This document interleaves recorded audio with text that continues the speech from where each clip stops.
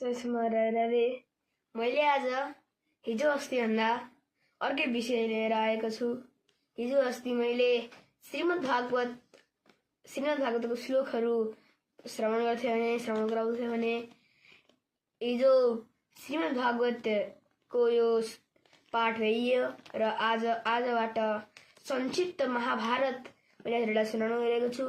पुरै महाभारत सुनाउनको लागि त पुरै महाभारतमा 1,00,000 श्लोक छन्।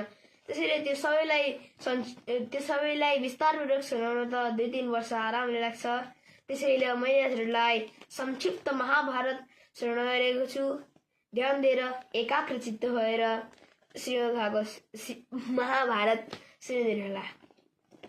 मङ्गलम भगवान् विष्णु मङ्गलम गणध्वज मङ्गलम पुण्डरीकाक्ष मङ्गलाय तनूहरिः।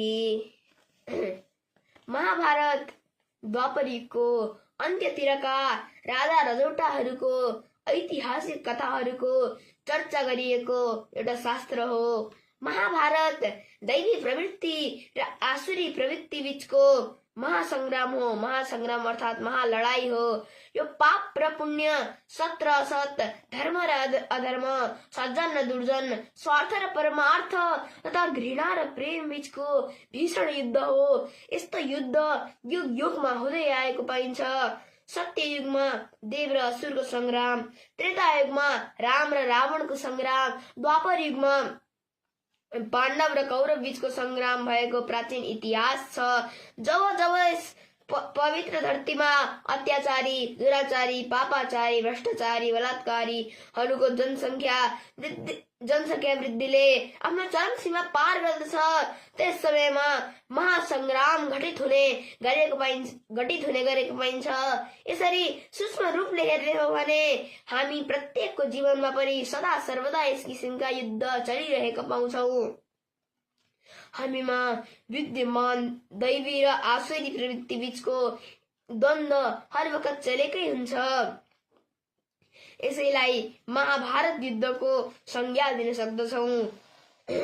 हाम्रा जीवनका प्रत्येक घटनाक्रममा उत्पन्न हुने असल र खराब, सकारात्मक तथा नकारात्मक विचारहरूले हामीमा कुनै न कुनै रूपले प्रभाव पारेकै हुन्छन्।